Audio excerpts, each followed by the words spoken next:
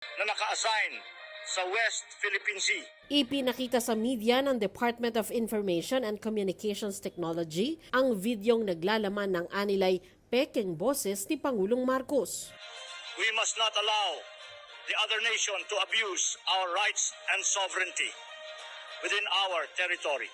Kabilang din sa binanggit ng pekeng boses ang senaryo ng pagsalakay ng China sa teritoryo ng Pilipinas at ang umano'y utos na gumanti sa China kung kinakailangan para matigil ang pambubuli. Pagdidiin ng DICT, hindi si Pangulong Marcos ang nagsasalita.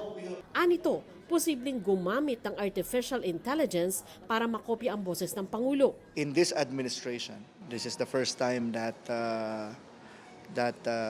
the voice of the president was copied to make a policy statement. We immediately asked YouTube to take it down, and they did.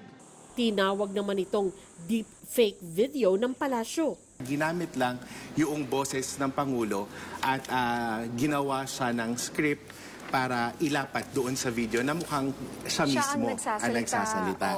We appeal to the public to be more discerning and vigilant pagdating sa mga balita. Makikipag-ugnayan daw ang DICT sa Philippine National Police at National Bureau of Investigation para matukoy ang may pakana nito. An account would definitely have some sort of authentication mechanism, like a mobile phone and a email address.